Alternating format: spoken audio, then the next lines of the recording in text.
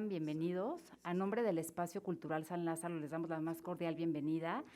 También a toda la gente que nos sigue en las redes sociales de Cámara, sean bienvenidos. El día de hoy, en conmemoración al 150 aniversario luctuoso de Benito Juárez, tenemos la presentación del libro Juárez y sus gabinetes, republicanismo y división de poderes.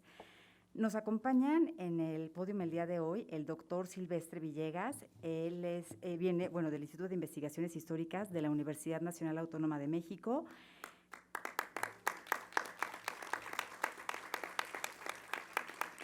Gracias. El doctor Israel Arroyo, autor del libro. La doctora María Luna, de la Universidad Autónoma Metropolitana.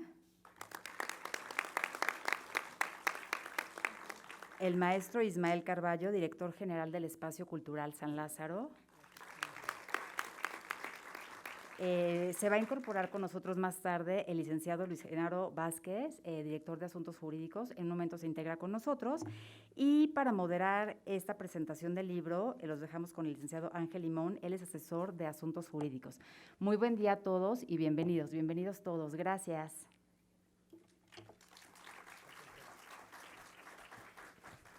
Pues muy buenos días, muchas gracias por su presencia. Para nosotros es muy importante, para la Cámara de los Diputados, tener la presencia de distinguidos historiadores. La verdad es que es una mesa excelente, me siento muy orgulloso de compartir. Agradecerle al Espacio Cultural San Lázaro a través del director general, el maestro Ismael Carballo, y poder presenciar una obra que nos tenemos a bien decir que se publicó desde la Cámara de Diputados, que es el lugar indicado para hacer estudios sobre el Congreso mexicano. Este texto evidentemente pareciera ser muy joven, pero sí va a marcar una traza novedosísima para los estudios congresuales y además los estudios sobre la vida política en México, yo creo que más allá del siglo XIX, Israel. Felicidades. Pues ahora le voy a dar la palabra al maestro Ismael Carballo para que nos dé la bienvenida y pues adelante.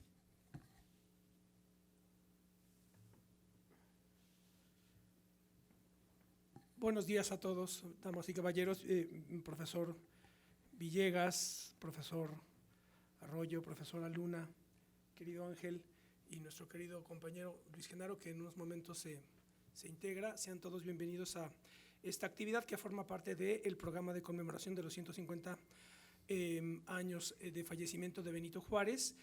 Y es una ocasión muy interesante que se haga desde el área de asuntos jurídicos, en virtud de que Ángel, que es compañero de ustedes del área de asuntos jurídicos, bueno, de todos nosotros desde luego, pero él colabora con el Espacio Cultural San Lázaro coordinando el Seminario de Historia Política y Parlamentarismo, que es la pista de trabajo que tenemos abierta dentro del espacio para tratar estas cuestiones, articularnos con la academia fundamentalmente en estas tres áreas fundamentales: historia, política y parlamentarismo. El Espacio Cultural San Lázaro tiene como objetivo atraer la atención ciudadana de manera alterna a la dinámica parlamentaria y legislativa que de suyo refracta la vida nacional, pero no todos los ciudadanos encienden el canal del Congreso, ¿verdad?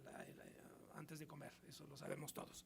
Solamente están los que estamos metidos en esto, prestamos atención, pero es importante, dada la relevancia de esta institución republicana, precisamente atraer atención ciudadana. Entonces, en la parte académica tenemos varios seminarios, uno de los cuales y de los más importantes es este que coordina Ángel, Historia Política y Parlamentarismo. Y este libro es una gran satisfacción poder presentarlo aquí por el hecho de que, como dice Ángel, aquí se editó. A ver si después me permiten también intervenir, porque el libro es extraordinario. Solamente voy a decir, lo digo con mucho cariño y respeto, el título debería de ser mucho más sinfónico, me parece, porque no es nada más el asunto de los gabinetes de Juárez, sino es una reflexión filosófico-política e histórica sobre lo que significa la república como una figura histórica. Y creo que ahora, cuando voy a hacer un comentario quizá políticamente incorrecto, pero lo voy a decir y que quede en cámara, soy consciente de ello, pero bueno, lo voy a decir. Ahora que murió la reina Isabel y que aquí en América muchos lloraron, yo fue cuando más republicano me sentí y cuando más afortunado me sentí de que haya existido Juárez. Pero al margen de este comentario, lo que hace Israel Arroyo es profundizar a un nivel filosófico, conectándose, creo yo, con la Escuela de Cambridge, tan extraordinarios trabajos de Pocock y Skinner sobre el momento maquiavélico, etcétera, todo lo que supone el problema de la fundamentación y la legitimación del poder político para que una sociedad pueda estabilizarse en el tiempo. Y la República es una de esas figuras, ¿verdad? Y entonces el desarrollo de Israel es extraordinario, es emocionante verdaderamente. Hemos comentado ya en todas estas actividades que venimos haciendo sobre Juárez, lo emocionante que es analizar este proceso, esta figura, e Israel lo hace con un rigor extraordinario y además vale mucho la pena que estén por aquí los compañeros de archivo, porque aquí él señala cómo este trabajo es el resultado de sumergirse en los archivos, y a partir de ahí, archivos, periódicos, diarios de debates, reconstruye o nos ofrece una reflexión de estricta filosofía política. No es nada más doctrinaria, leyendo tratados, sino que se mete con los archivos y los debates y desde ahí reconstruye y nos ofrece una reflexión filosófica de alto nivel. Así que yo celebro la edición del libro y celebro esta mesa extraordinaria que es un honor para mí, humildemente, formar parte.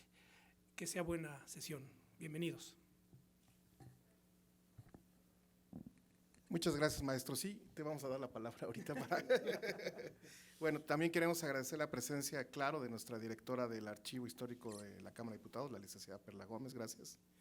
Del licenciado Lincer Pichardo, director, junto con Eduardo López Falcón, del Jurídico. Bueno, ahora vamos a darle la palabra al doctor Silvestre Villegas Revueltas. Pues es un honor tenerlo en esta mesa, doctor.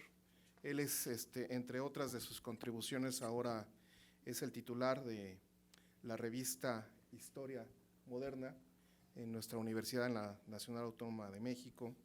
Él tiene mención honorífica sobre el mejor artículo de historia política otorgada por el Comité de Ciencias Históricas en 2019. Es miembro asociado del Seminario de Cultura Mexicana de la SEP.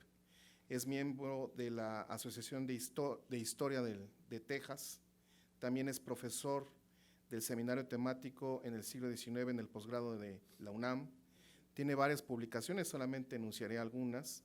A 100 años de la Constitución de 1917, reflexiones en torno a la Carta Magna de 1857, antología de textos, la Reforma y el Segundo Imperio, deuda y diplomacia, la relación México-Gran Bretaña, 1824-1884, Ignacio Comonfort, y el liberalismo moderado en México, 1852-1864.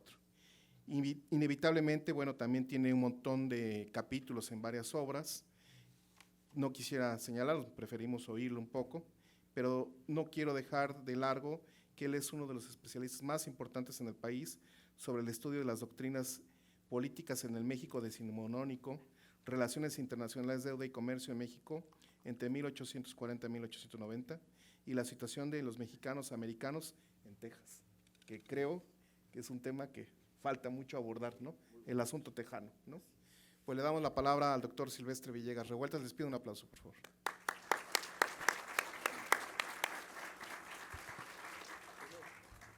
Muchas gracias, estimado público. Es un honor genuinamente estar aquí en las instalaciones del Poder Legislativo y agradezco la invitación que me hiciera Ismael Carballo, Ángel Limón y el autor Israel Arroyo para presentar este texto. Quisiera comenzar precisamente con lo que terminó Israel acerca de la muerte de la reina. Ismael, perdón, sí, aquí puse Ismael, sí, está bien. Bueno, yo estudié en Inglaterra, el doctorado, estuve allá 5 años físicamente, y ayer veía una caricatura, creo que era de Patricio, donde está el niño y le dice, maestra, no pude entregarle su tarea porque estuve viendo ayer todo el día Marta de Baile y se me olvidó la tarea. Y entonces la maestra le dice, ¿ya ves? Eso te pasa y vas a hacer 500 planas de no voy a ver todo el tiempo completo lo que dice Marta de Baile, etcétera, etcétera. Los argentinos lo dicen más fuerte, esa actitud puede ser cipaya. Búsquenlo en el diccionario, ¿no? Entonces, ¿qué es lo que quiere decir cipayo para el argot argentino? Pues es el colonizado mentalmente, desde aquí arriba. Entonces digo, la jefa de la universidad de donde vengo es la reina, es más, en una ceremonia académica ponen aquí su mazo porque ella está presente a partir de ese mazo, el mazo la representa la figura real, pero no me va a poner a llorar ni que fuera yo ciudadano de Gales o alguna de esas cosas. Entonces, bueno, hay que tomarlo con calma, hay que tomarlo con moderación. Nos puede gustar y vemos la serie de The Crown, por ejemplo, ¿no? E inclusive ayer otro articulista en Milenio hablaba de, creo que se llama Braulio Peralta, y hablaba que prefería ver una serie, bueno, es una película, seguramente ustedes han visto, es mejor la película que la obra de teatro, que se llama Billy Elliot, ¿no? Que es de este jovencito que quiere bailar en plena época de las huelgas del carbón, al inicio de Margaret Thatcher. Dice, yo prefiero una película tipo Billy Elliot que The Crown, porque The Crown es la parte bonita, vamos a dejarlo en bonito. Pero bueno, aquí no vamos a hablar de la corona, vamos a hablar de Benito Juárez, y yo aquí quisiera comenzar haciendo genuinamente digamos, un comentario en honor a Benito Juárez. El mejor homenaje que le podemos hacer a Benito Juárez, nos guste la figura o nos caiga profundamente antipático, es leerlo. Afortunadamente, yo creo que en la biblioteca del Congreso ha de estar todos los volúmenes de la correspondencia particular de Benito Juárez, compilados por el ingeniero Tamayo, y no solamente Tamayo en ese volumen, sino también los muchos volúmenes que compiló Boris Rosen, que era este historiador judío mexicano, que, por ejemplo, publica varios de los tomos de la correspondencia particular entre Benito Juárez y su yerno Santa Cilia. Entonces, nos caiga bien el benemérito o nos caiga verdaderamente en el hígado el benemérito, hay que leerlo a él, y como diríamos en otra lectura, no es lo mismo leer a Marx y a Engels que el pensamiento marxista o marxiano, ¿no? Esos son los que interpretan, somos nosotros, de alguna manera nosotros somos los que estamos glosando, estamos comentando, pero hay que leerlo personalmente. Entonces, leer su correspondencia particular y sus leyes, y no solamente las leyes, sino, muy importante, los documentos que van agregados a las leyes. O sea, por ejemplo, la ley de desamortización de bienes de corporaciones civiles y eclesiásticas de Miguel Lerdo de Tejada, la ley por sí misma hay que leerla bien puntualmente, y no en una tablet, no en papelito y con un lápiz en rojo y uno en azul, pero a un lado viene la circular que envía Miguel Lerdo de Tejada a los gobernadores de la Federación, y esa carta explica un poco lo que decía Ismael en relación al libro de Israel, el sentido filosófico de cómo crear una extensa clase propietaria, que era una de las ideas de Miguel Lerdo de Tejada. O sea, frente a una gran propietaria que es la Iglesia Católica, que por diversas razones va acumulando propiedades, por donaciones, por herencias, por lo que ustedes quieran y mande, la visión genuinamente liberal de Miguel Lerdo de Tejada es: vamos a empoderar una clase media propietaria grandota en el país. Entonces, eso está en el documento anexo a la ley. Entonces, lo mejor para comprender a Juárez, a Miguel Lerdo de Tejada, etcétera, etcétera, es leer sus documentos.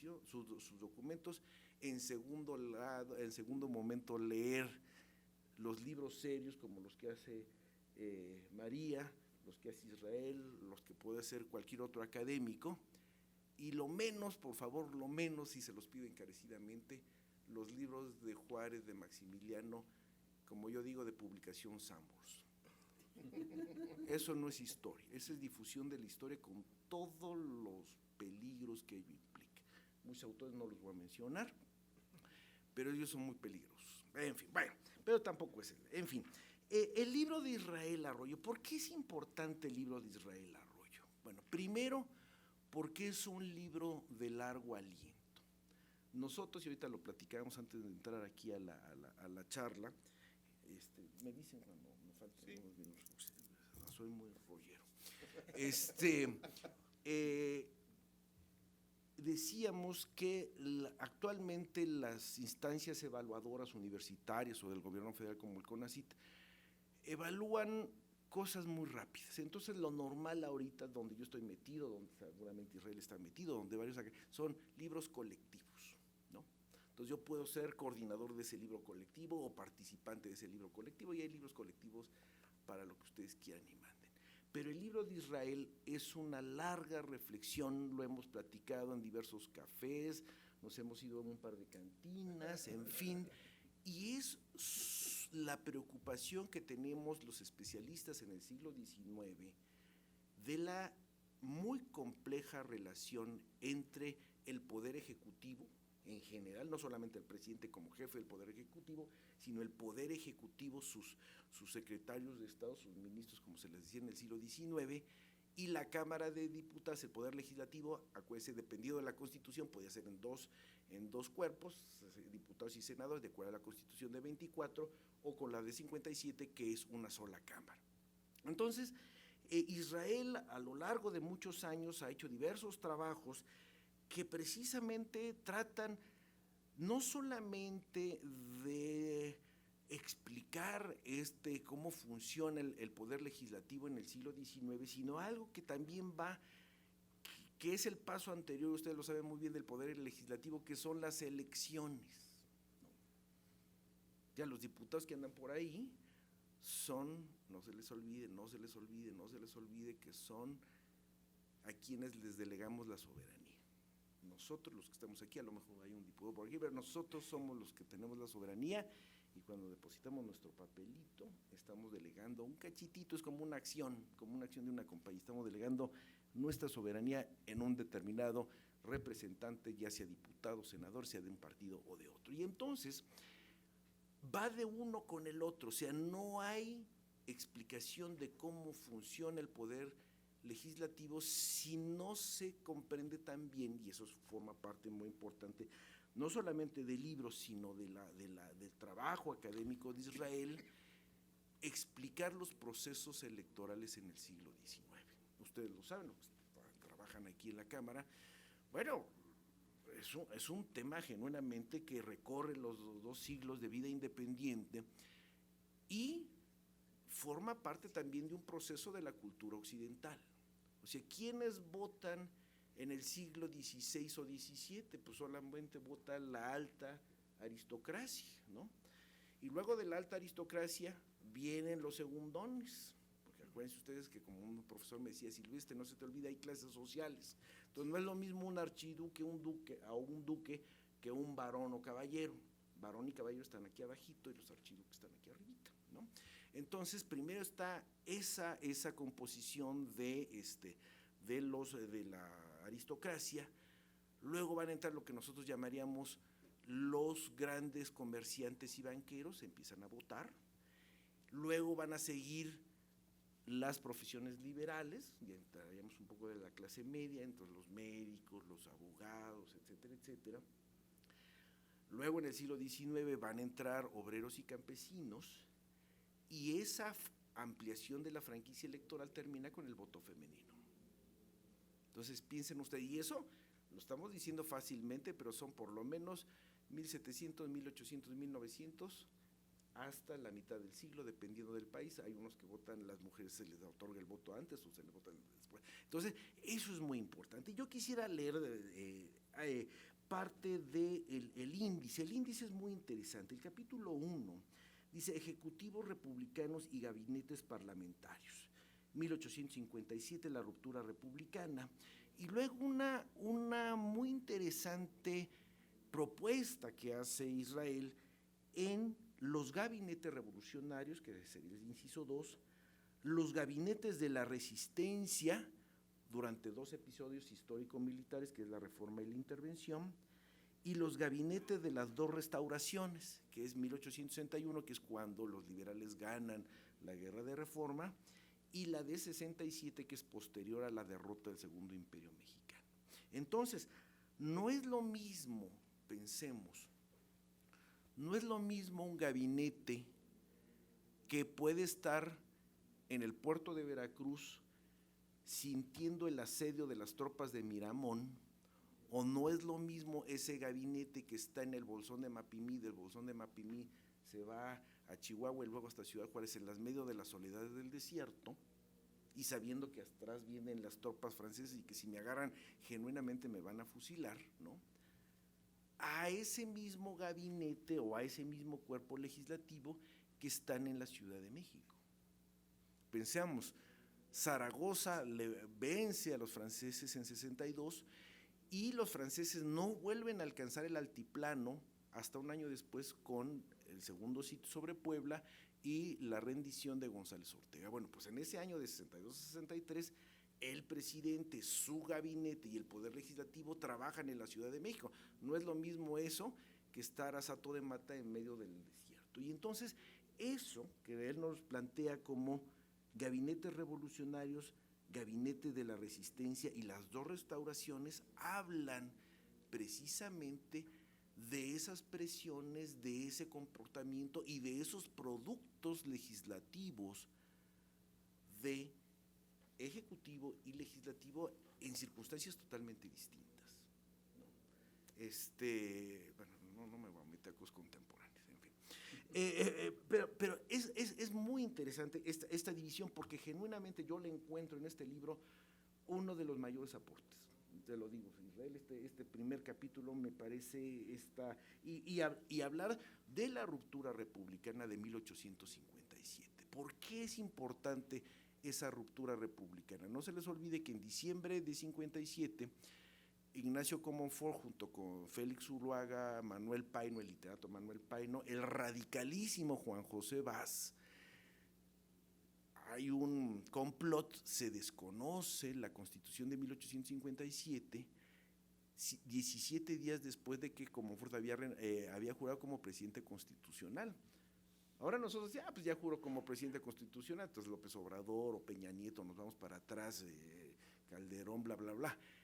Pero jurar como presidente constitucional en esos años del siglo XIX es un garbanzo de a libra, porque la mayor parte de las llegadas de Santana, de Bustamante, de Arista, sí juró como presidente constitucional, pero digamos, 3/4 partes o tal vez 4/5 partes de los presidentes que acceden a la oficina de la presidencia llegan por la vía del hecho, llegan después de una revolución, llegan después de un cuartelazo, y entonces el hecho de que el desconocimiento venga desde el propio titular del Ejecutivo, pues marca una cosa muy interesante, que es dónde queda el régimen constitucional. Ojo, ¿dónde queda algo que aquí en la Cámara, la legitimidad del cargo presidencial? Por eso, como Ford dice, he echado a la basura mis legítimos títulos de presidente de la República por los de un vulgar revolucionario. Eso lo dicen en sus cartas. ¿Por qué? Porque él mismo rompe con esta legitimidad constitucional, y uno de los grandes constantes de la época de Juárez es ser considerado como el presidente constitucional de México. Por eso cuando dicen, bueno, estuvo 12 años, sí, estuvo ¿cuántas presidencias? Pues muchas, pero presidencias que tengan todas las de la ley, y lo plantea aquí muy bien, son las dos restauraciones, que después de la elección de 1861, después de la elección de 1867, y la que casi nadie toca, ni la historia oficial, ni la historia de oposición, porque es muy difícil, es como hablar bien del estalinismo, que es la reelección del 71. ¿No? Aquí tenemos la acta. Entonces, son cosas cuando los presidentes de la República y la oposición, sea en el siglo XIX o sea en el siglo XXI, argumenta acerca de la legitimidad del cargo y de las facultades del cargo presidencial, es un tema que que rebasa la coyuntura actual y la tenemos presente desde Guadalupe Victoria hasta el día de hoy. No, piensen ustedes en las figuras presidenciales o en las figuras de gobernadores, lo que ustedes quieran. No es lo mismo llegar por la vía del hecho a un cargo, ya sea de gobernador de un estado o la presidencia de la República, que cumpliendo con todo lo que mandata la determinada Constitución, sea 57, 36 o 24 o 1917, cualquiera de ellas. Bueno, entonces, eso es muy interesante. El capítulo 1 no tiene pierde. El capítulo número 2 se llama El Poder Legislativo del Congreso de 61 y habla de la convocatoria electoral, los clubs y la prensa, el voto de los electores en las juntas distritales, la calificación de esa elección y los diputados en acción. Aquí me llama mucho la atención, es una de las, dijéramos, de las preferencias como cuestión personal, que es el de los clubs y la prensa. Acuérdense, no hay partidos políticos. Nosotros hablamos en el siglo XIX del Partido Liberal y del Partido Conservador, pero no es como ahorita los conocemos con un logotipo y con los estatutos y el presidente, eso no existe en el siglo XIX. Pero lo define muy bien Lucas Alamán cuando sostiene, nos llamamos conservadores aquellos que pensamos de una manera particular y cuyas características son tal. Esos son los conservadores, como lo mismo se podría hablar de los liberales divididos en sus dos grandes ramas que son moderados y radicales, ¿no? Y entonces, estos clubs políticos que sobre todo los vemos ya en la época del porfiriato, pues los diversos clubs que anteriores a la Revolución Mexicana, van muy de la mano con la prensa. Acuérdense, todos los que estamos en esta sala, vivimos, yo no digo en la discusión de la prensa, sino en la gritería que hay en los medios de comunicación, que es muy distinto. Y yo ahí me meto a la Ley de Libertad de Prensa de José María Lafragua, 1856, donde dice, critiquen lo que quieran de las acciones de gobierno, pero no insulten ni a las personas ni al régimen.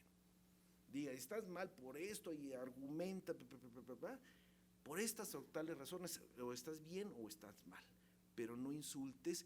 Y sobre todo, y a eso va para las redes sociales, y el anonimato lo que genera son libelos, un ambiente golpista, ¿no? Y eso lo está diciendo en 1856.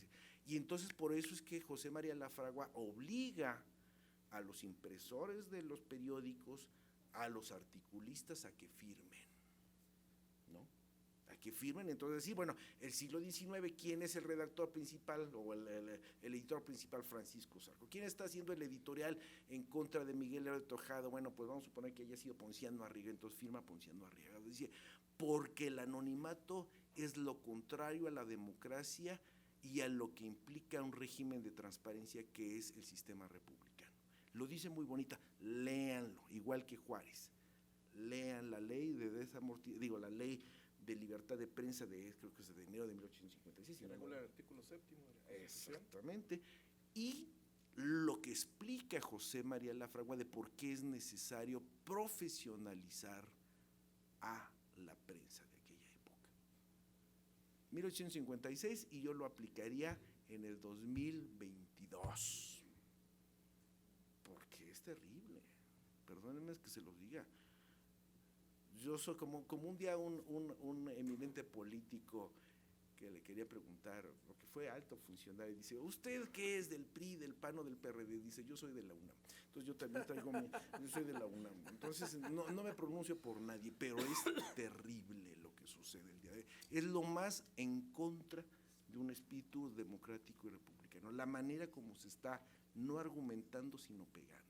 Y eso está muy bien visto no solamente en el texto de Israel, sino en los diversos trabajos académicos que hablan sobre la prensa y la formación de una opinión pública, porque la opinión pública es una herramienta. Yo no sé si ustedes han visto esta serie que está en Netflix, se llama Borgen. Borgen es el edificio del gobierno de Dinamarca y es la relación de la primera ministra de Dinamarca con los medios de comunicación. Ustedes que están aquí, se las recomiendo ampliamente. Digo, es serie de Netflix, tampoco no es la verdad total, pero funciona mucho. ¿Qué es lo que está? Lo que sucede. Yo digo una cosa como ministro de la guerra de Dinamarca y cómo me lo va a tomar la prensa. Vean, en fin. Entonces, los clubs y la prensa, vale mucho la pena lo que dice Israel, toda la explicación acerca de cómo funcionan como grupos de presión, o sea, es lo mismo, ¿no? Bueno, no lo mismo, se parece. Esto de los clubs y la prensa, y finalmente en el capítulo 3, voy avanzando, pues si no, yo ya tengo que terminar, sí. Acerca, de los congresos de 67 y de 69. Dice las tensiones, es capítulo número 3, los congresos de 67 y 69, las tensiones de 69 y la fractura, muy bien puesto, de 1871. Bueno, Benito Juárez y su grupo, su gabinete, el gabinete transhumante, bueno, pues van haciendo a partir de toda una campaña, es interesantísimo, si no lo han leído, léanlo por favor, las revistas históricas de José María Iglesias, ¿verdad? Sí, José María Iglesias. Piensen, está en medio del desierto y le llega información de todas partes, no solamente lo que sucede en la República, sino de todo el ambiente geopolítico arriba del Río Bravo. Y entonces esas revistas, que las va escribiendo a lo largo como va avanzando, dan una muy buena idea de cuál es el sentido de la resistencia republicana frente a las tropas de Napoleón III y la relación de ese movimiento frente a lo que está sucediendo arriba del Río Bravo, la geopolítica de los Estados Unidos, que ya finalmente se reunificaron, de Francia, que va en declive, y el ascenso de lo que se va a convertir en el imperio alemán, Prusia, ¿no? Bueno, entonces, llevan tras de sí toda una carga, le ganan al emperador Maximiliano, llega a la Ciudad de México y propone una convocatoria para las elecciones. Le pasa lo mismo en 67 que en 61. Los títulos son muy endebles. Acuérdense ustedes de que hay lo que se llama el golpe de Estado de Juárez, que es la ampliación del periodo de gobierno por algo que es muy importante en el siglo XIX, que son las facultades extraordinarias, ¿no? Las facultades extraordinarias que las otorga el poder legislativo y son muy amplias. O sea, te doy facultades extraordinarias para que defiendas a la nación frente a la invasión extranjera. 5 minutos, perfecto. Y entonces amplía su periodo presidencial y lo primero que hace es vamos a llevar a cabo una nueva, más bien dicho, un proceso electoral para que tanto el presidente de la República como el poder legislativo y lo que va alrededor de ello, normalicemos la vida de este país. Saque ese documento y viene una respuesta furibunda de los propios liberales, no de los conservadores, no de los monárquicos, no de la jerarquía eclesiástica mexicana, sino dentro de los propios liberales. Y le dicen, oye, ¿tú te quieres convertir en dictador? ¿No? Tú quieres ampliar de tal forma las facultades del Ejecutivo, quieres volver a darle voto pasivo al clero, en fin, bueno, lo ponen como lazo de cochino y dice, pero pues si yo hice la defensa de la República, etcétera, etcétera, y entonces comienza algo que, y ya con esto termino, uno de esos grandes temas de la República restaurada y que está precisamente en la fractura de 71, que es el segundo del capítulo número 3, que es esta constante en la segunda mitad del siglo XIX, que es que el poder ejecutivo sea genuinamente un poder ejecutivo con tanto poder y con tantas facultades que no tema el concurso del legislativo y del poder judicial. No me meto al poder judicial porque soy realmente un desconocedor de los procedimientos de la Corte. Pero entonces, un historiador muy contrario a Benito Juárez, que es José Fuentes Mares, dice que en la República restaurada, o sea, de 67 a 72, bueno, la época de Juárez concretamente, Juárez va a comenzar a construir ese poder de control a nivel estatal, de control a nivel municipal, dice, construye esas ligas a nivel local, que el porfiriato los va a perfeccionar y que los regímenes de la posrevolución los va a convertir en una bella arte. O sea, el control que puede tener un presidente como quien les gusta, como Miguel Alemán o como López Mateos, frente a todo el abanico de autoridades de la República. Esa realidad que la tiene Alemán, que la tiene López Mateos o que la pudo haber tenido Díaz Ordaz, hubiera sido un sueño guajiro para Juárez para Santana, para Guadalupe Victoria. O sea, ese control entre el Porfiriato y Carlos Salinas de Gortari, ¿no?, hubiera sido así genuinamente un sueño paradisíaco para buena parte de esos presidentes del siglo XIX que al contrario están luchando para que les hagan caso. Muchas gracias.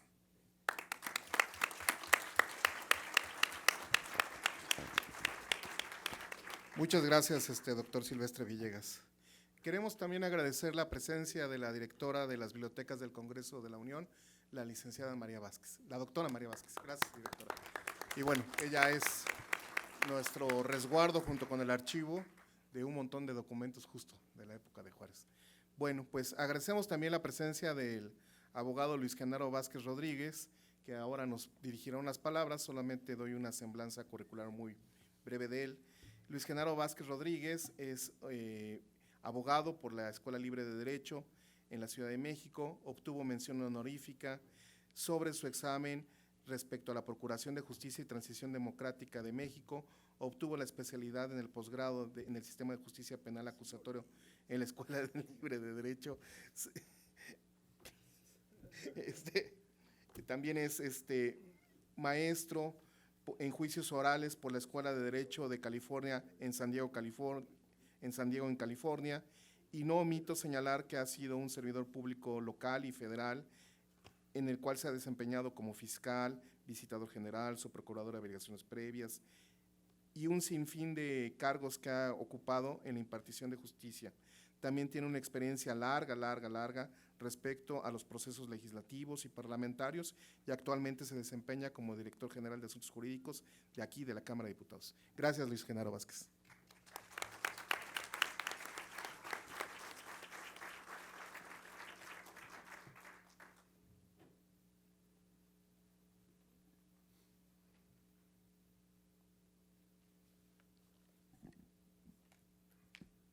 Muy buenas tardes, muchísimas gracias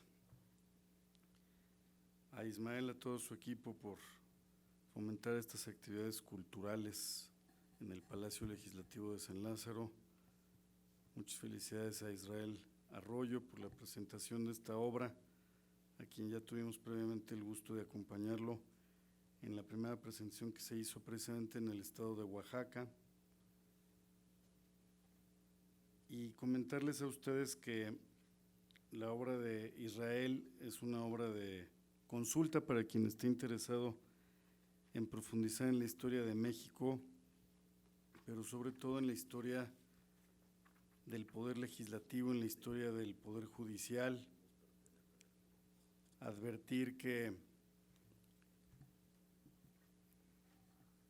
el México de Juárez no era un México de un solo hombre, como erróneamente se cree en algunas obras históricas. Juárez tuvo que pactar con las facciones políticas de su época para poder lograr y construir las mayorías legislativas que le permitieron aprobar las reformas legislativas y constitucionales de la segunda transformación política del país, la restauración de la República, después de haber superado la intervención francesa, después de haber vencido al imperio y después de haber preservado la presidencia en la derrota a los conservadores. Juárez tuvo que ofrecer posiciones políticas de su gabinete a prominentes miembros del Congreso, precisamente a cambio de estas mayorías legislativas que era necesario adoptar para la construcción de su proyecto. De igual manera, en el ámbito de la Suprema Corte de Justicia de la Nación, nos enseña Israel Arroyo, había también negociaciones del más alto nivel, porque eran posiciones políticas muy relevantes. Para muestra, un botón, el artículo 82 de la Constitución de 1857 establecía que a falta de absoluta del presidente de la República, el Supremo Poder Ejecutivo se depositará interinamente en el presidente de la Suprema Corte de Justicia de la Nación.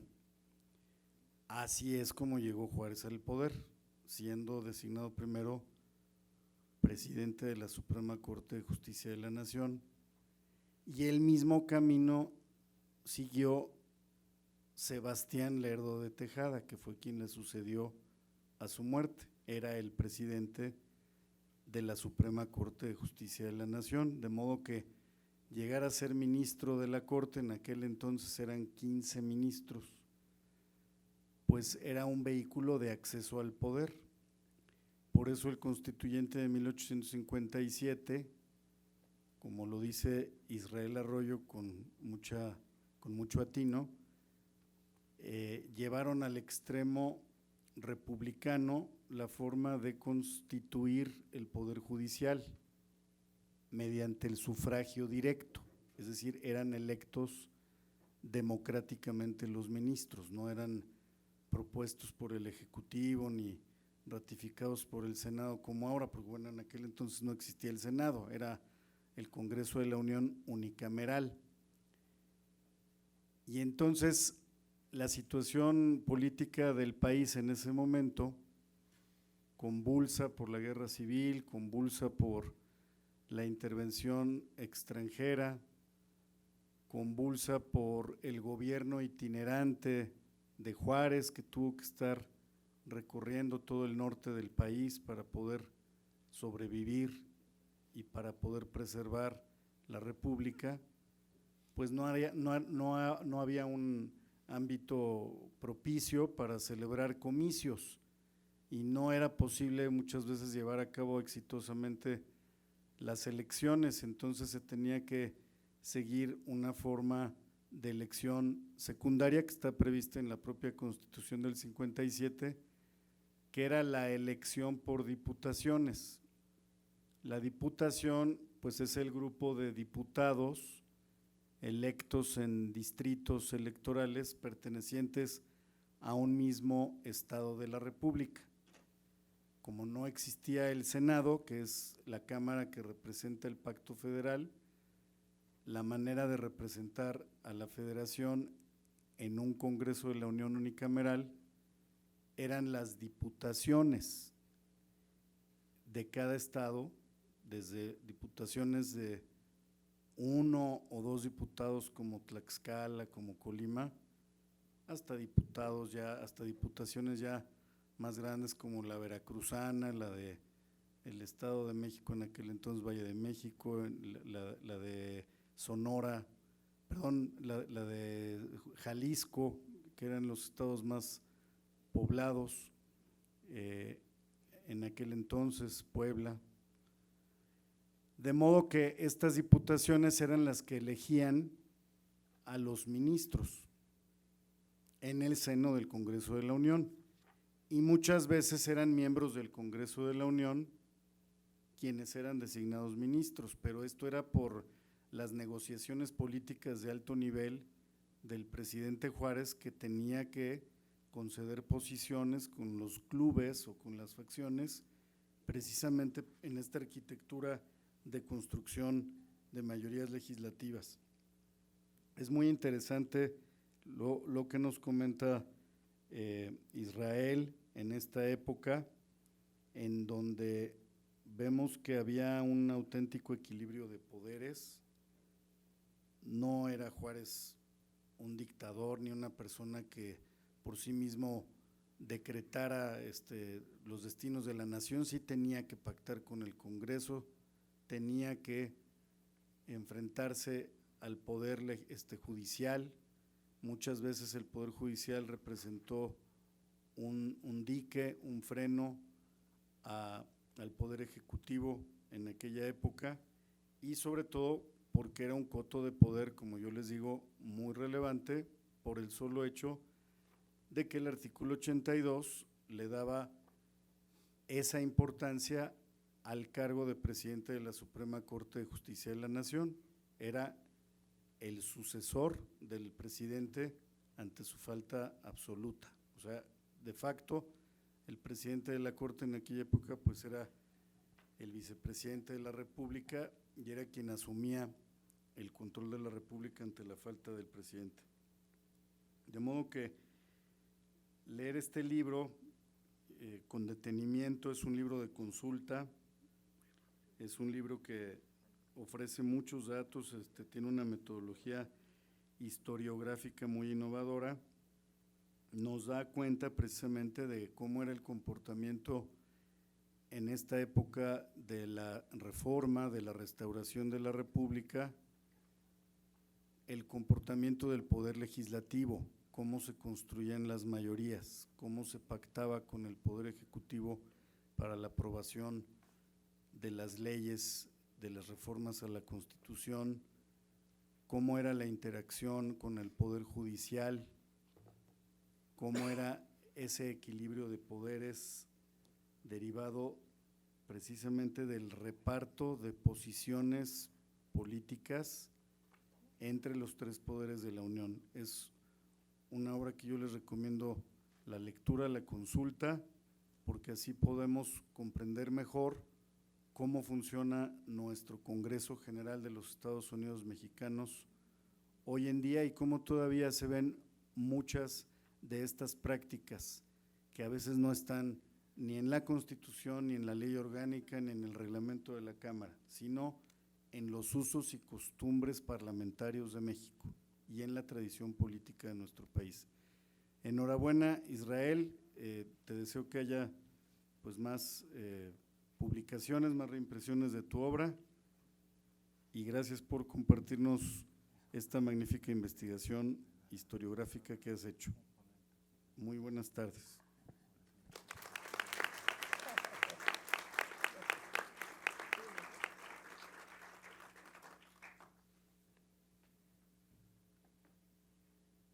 Pues muchas gracias, licenciado Luis Genaro Vázquez. También agradecerte que, bueno, en esta publicación eres uno de los prologuistas que enuncia las observaciones más puntuales sobre el desarrollo historiográfico que ofrece este título. Bueno, ahora le vamos a dar la palabra al maestro Ismael Carballo. ¿Quieres? Primero que, bueno, entonces, María. Bueno. María Luna es, entre muchas virtudes, una gran profesora. Digámoslo en simple, es una profesora difícil de cursar. Pasé, sobreviví. Bueno, María Luna es doctora en Historia por el Colegio de México. Tiene la excelente tesis El Congreso de la Unión y las transformaciones del liberalismo y federalismo mexicano, que es un parámetro muy alto, María. Es una pequeña tesis como de 700 páginas, nada más. Fue coordinadora divisional del Tronco General de Asignatura de la División de Ciencias Sociales de la UAM Azcapotzalco. Actualmente se desempeña como directora de enlace en sectores educativos en la Coordinación General de Vinculación y Desarrollo Institucional de la Rectoría General. Perdón, ¿y si me presento yo? Ah, y pues es María. ¿Y soy yo? Y es ella. Bueno, hay una foto en mi Facebook donde yo tenía 12 años. pues no te has actualizado. Solamente decir que tiene 3 obras que creo que son sustanciales enunciarlas, que es Historia Contemporánea de México, el volumen 2, La Construcción Nacional, 5 formas de representar el pasado a propósito de las polémicas en torno a Juárez, y claro, y por supuesto, el Congreso de la Unión y la Política Mexicana, 1857-1911, por el Colegio de México y el Fideicomiso de las Américas, que es un libro maravilloso. Muchas gracias, María, pues te presentas tú sola. Un abrazo.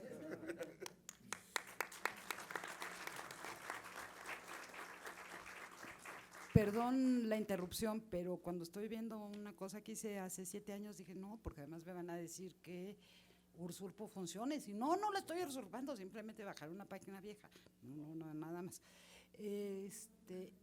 Quisiera agradecer muchísimo la invitación y la posibilidad de poder estar con ustedes.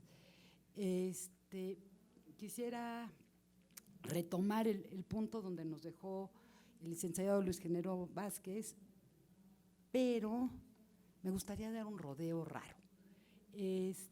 No tenemos un micrófono donde uno se pueda mover. Sí, pero ahí no me puedo pasear. No, ahí me ya. ¿Sí? Uy, maravilloso.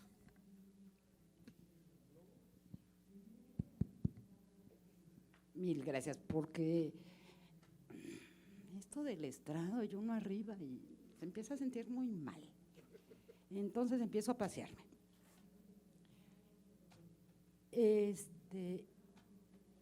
Pero yo sí me llevo mi apunte. Yo quise empezar por un lado muy raro. Y el primero sería, ¿por qué Juárez?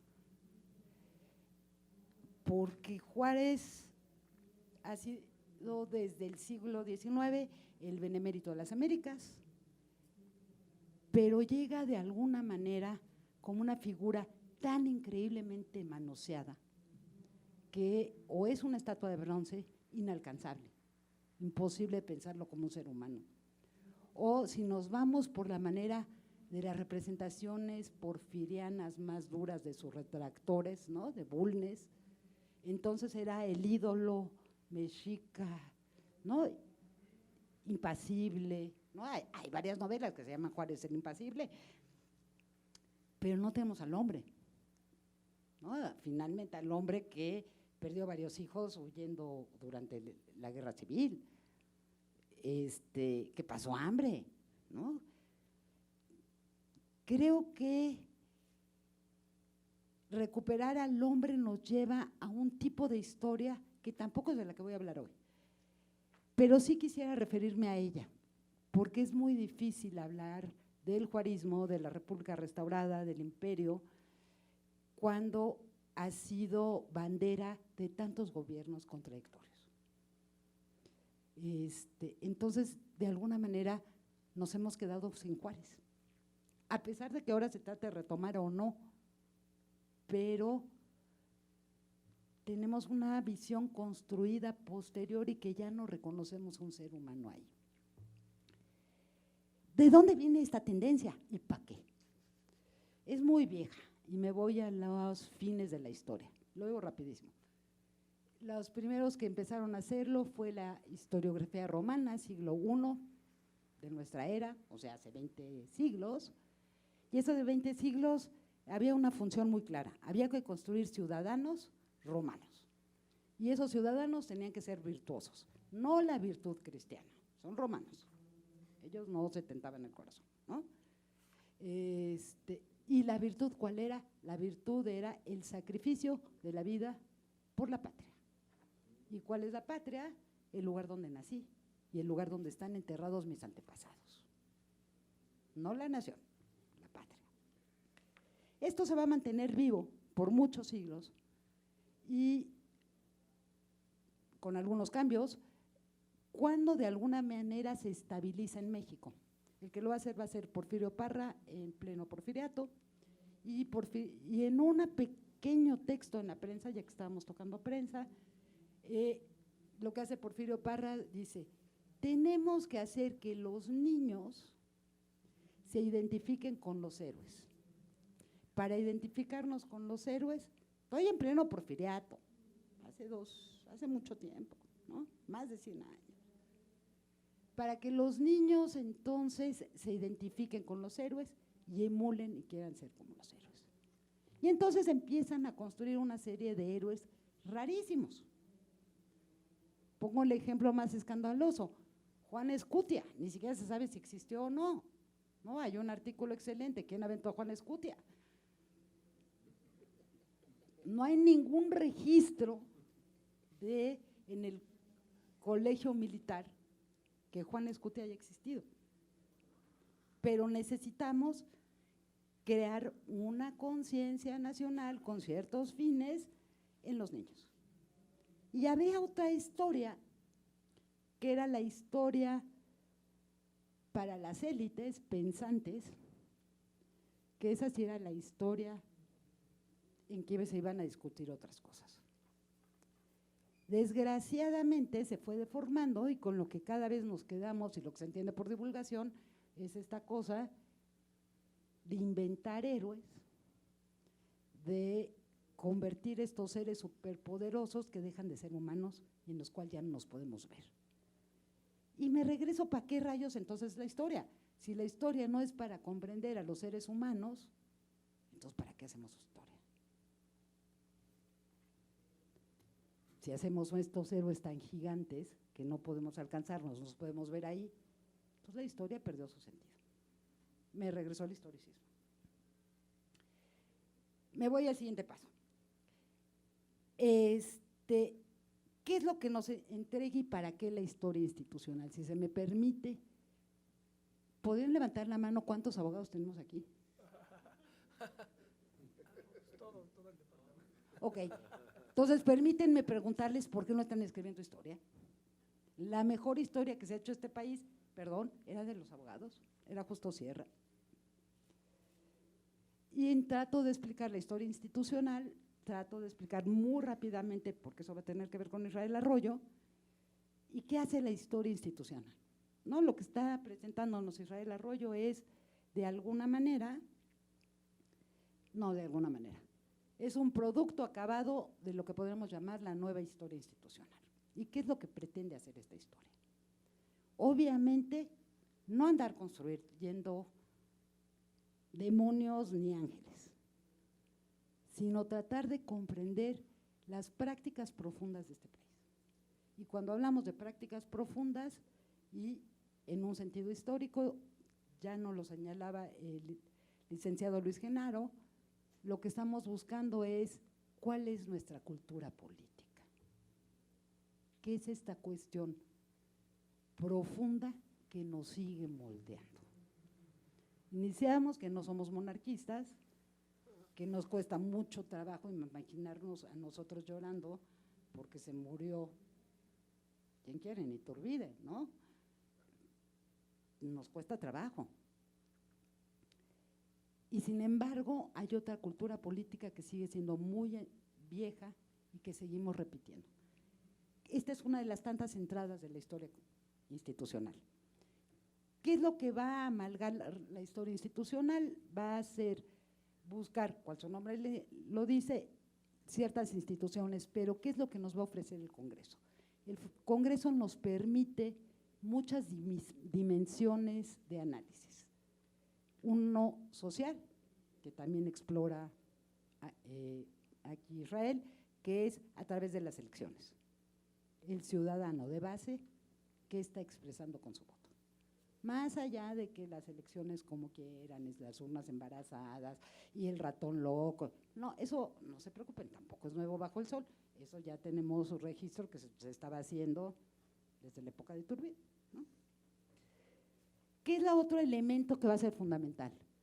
Evidentemente el Congreso, ¿qué es lo que hace? ¿Cuál es su gran arma para lograr modificar el país? Y eso lo va a hacer muy claramente el constituyente del 57, y el constituyente del 57 quita el Senado porque dice, quiere una convención revolucionaria capaz de transformar a través de la ley. Y es lo que hacen. ¿Qué es lo que vamos entonces a tener como un centro de análisis importantísimo? El derecho. Pero el derecho, si lo dejamos nada más así, entonces tampoco terminamos de explicar el resto. Entonces, ¿qué entra también? La historia, de modo. ¿De dónde venimos? ¿Qué ha cambiado? ¿Por qué? Esta historia muy fina que Silvestre Villegas ahora nos relataba, el poder conocer con minucia, y eso también lo hace Israel. ¿Qué más? Y lo hace Israel, la ciencia política. ¿Cómo se está funcionando con otros modelos, otros países? Israel nos va a comparar con Argentina, con Estados Unidos. ¿Qué es lo que va a comparar? ¿Por qué somos republicanos? ¿Por qué este continente es republicano? ¿Qué implica ser republicano? No, si vamos al diccionario nos va a decir que es la ausencia del rey. Sí, pero no hemos dicho gran cosa. Y si tenemos, que me encanta en el Museo de Chapultepec, el carruaje de Maximiliano, ¿no? Imperial, colorido, jalado por caballos, y el carruaje de Benito Juárez, si me perdonan, una carroza fúnebre, ¿no? Jalado por mulas, nótese.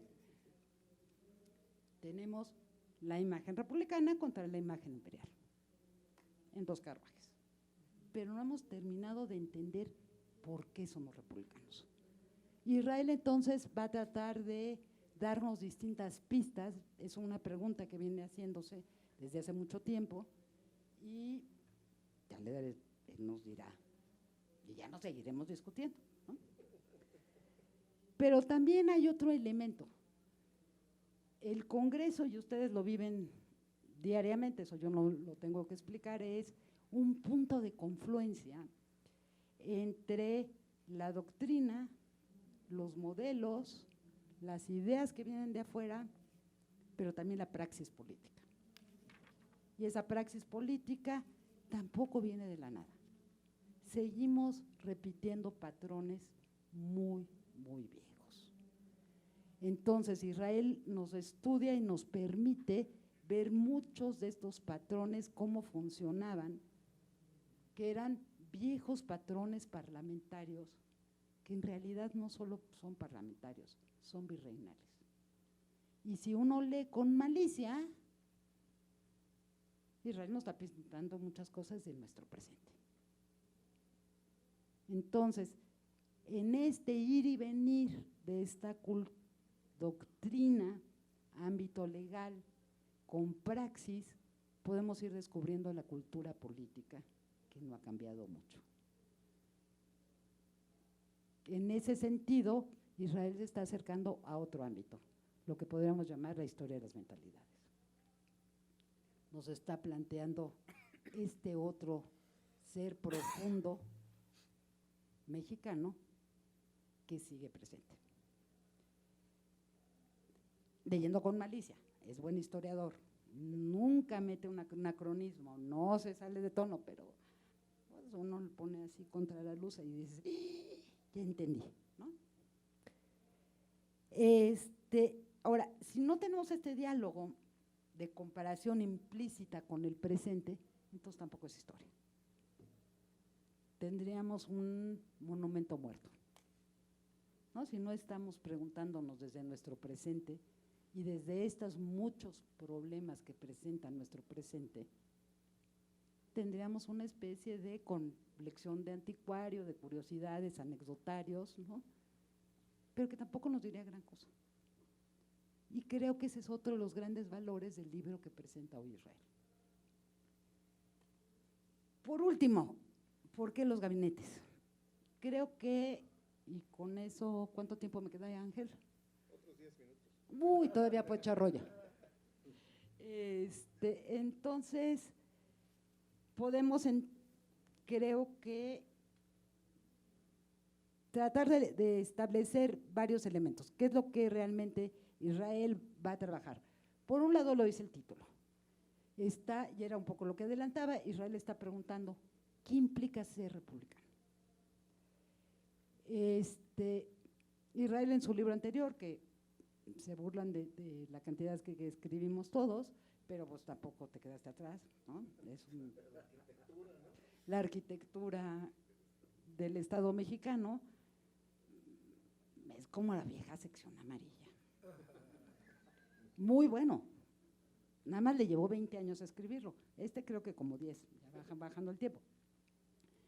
La arquitectura, si mal no recuerdo, pero ahorita nos corrige, en México nunca se discute. Es que hay alarma sísmica. No. No, sí. Entonces, Israel, ¿qué es lo que hace? Israel, entonces, en este país no se planteó si vamos a hacer monarquía o república.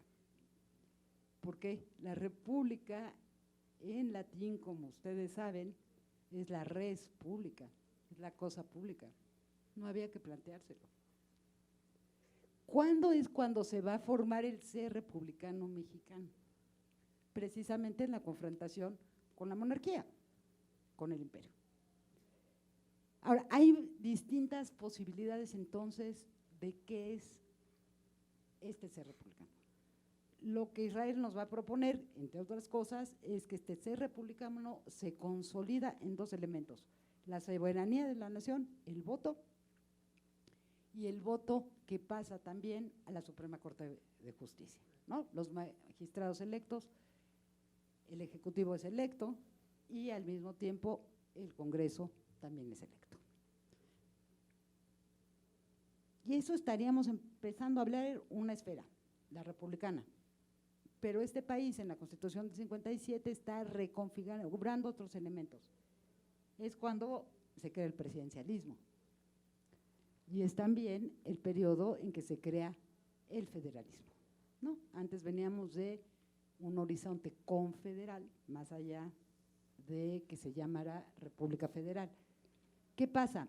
Que cuando hablamos de estos términos, incluso leyendo las fuentes de 1880, todavía se confunde o se utiliza como sinónimo confederalismo y federalismo. La idea de los conceptos ya un poco más claros, obviamente es posterior. Ellos apenas están construyendo las instituciones, ¿no? Entonces hay este ir y venir. Ahora, si bajamos todavía un poquito más, que es lo que está haciendo Israel, Israel entonces nos está dando una visión, yo no diría interdisciplinaria, sino que a través de la historia institucional está logrando una historia transdisciplinaria, en que realmente hay un diálogo entre todas las disciplinas, que eso nos permite, con unos ojos renovados, tratar de plantearnos una pregunta que es: ¿cuál es nuestra cultura política? ¿Qué es lo que se repite? ¿Qué es lo que seguimos condenados o no, pero que nos constituye? Y que lo ven ustedes todos los días. Ustedes, ¿qué les voy a platicar de cuál es la praxis parlamentaria? ¿Cuál sería el siguiente elemento? Cuando Israel me hizo el favor de regalarme el libro, yo la verdad pensé, de todos los temas juaristas, gabinetes, no, tenemos la guerra, tenemos el imperio, tenemos cosas divertidísimas, gabinetes, de verdad. Pero pues ya ve que uno hace muchas cosas para que después uno asistan al funeral de uno, ¿no? Entonces, bueno, pues ni modo, hay que leer el libro de Israel para que vaya a mi funeral. Y la verdad es que me atrapó. Y me lo leí de una sentada. Es una prosa además muy rica, muy destilada, muy pensada, fluye fácilmente. Y retomo lo que usted estaba diciendo. ¿Por qué la importancia de los gabinetes? Yo me iría nada más a recordar una cosa muy obvia, muy básica, pero que a veces se nos olvida. La función primordial en la Constitución del 57 del Congreso es el control del Ejecutivo. ¿No? Si lo ponemos en otras palabras, esta función del Congreso más el que sea presidencialista, el país, obliga a que el Congreso esté en un eje permanente, pendular, de cooperación-confrontación. Es la naturaleza de las instituciones que se diseñaron. Lo que pasa es que esta confrontación llegó a puntos de gran conflicto, por decirlo de alguna manera. El caso que estudia Israel sin duda es icónico, es contra González Ortega, cuando Juárez se mantiene en la presidencia por un voto. Eso sí es conflicto, ¿no?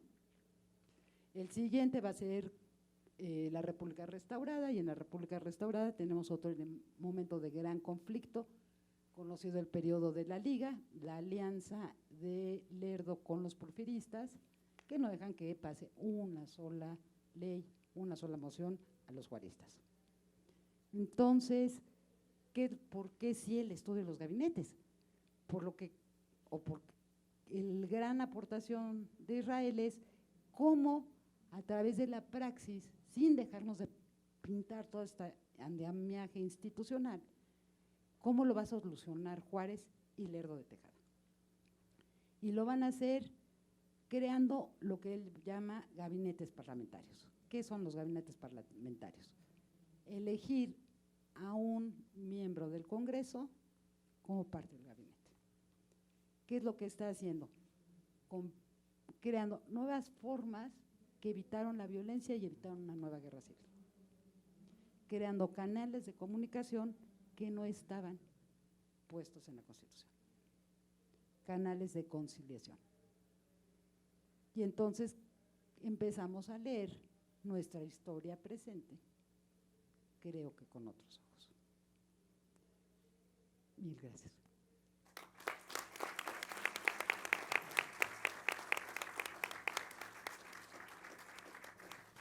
Muchas gracias, doctora María Luna. Gracias por tu intervención. Ahora le vamos a dar la palabra al maestro Ismael Carballo.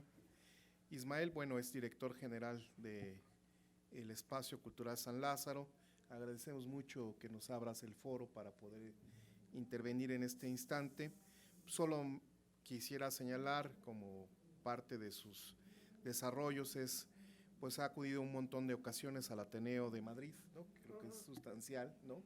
La Escuela de Gustavo de Buen, la Escuela de André Marlux. Además, es buen conocedor de Marx y un buen compañero. Pues le damos la palabra al director general del Espacio Cultural San Lázaro. Muchas gracias, Ángel. Yo no quiero abusar de su tiempo y su paciencia, por eso dejé que hablaran los invitados, sobre todo son los protagonistas de este acto, así que intentaré ser breve, sintético, sistemático y apasionado, a ver si se logra, pero no, tengo que ser breve, no abusar de esto, y además tiene que hablar el autor.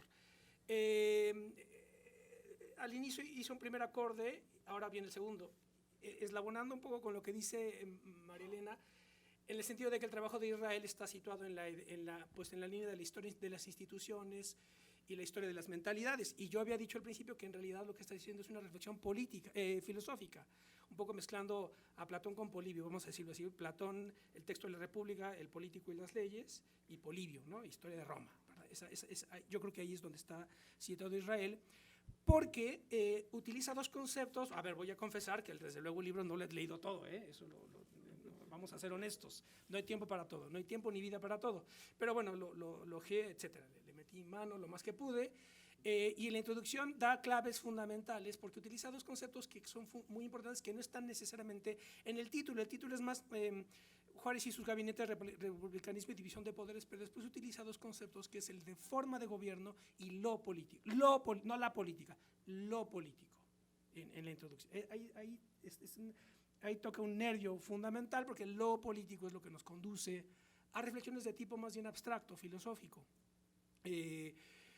Está el texto clásico de Carl Schmitt, ¿verdad? El concepto de lo político se define en función de las relaciones amigo-enemigo, etc.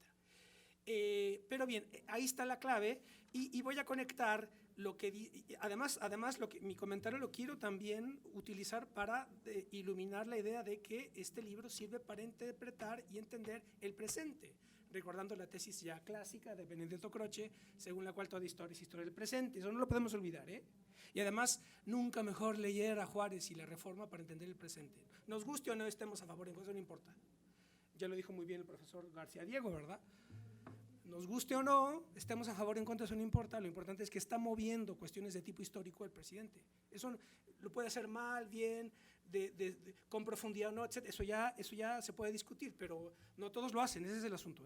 Entonces, en el prólogo, Luis Genaro dice: la pluralidad de fuerzas políticas existentes del México reciente y el hecho de que ningún partido logre por sí mismo una mayoría en el Congreso de la Unión han generado un escenario de gobiernos divididos entre el presidente de la República y el Poder Legislativo en las últimas 2 décadas del siglo XXI, y en esas estamos. Entonces ahí el licenciado Luis Genaro pone el acorde, ¿verdad?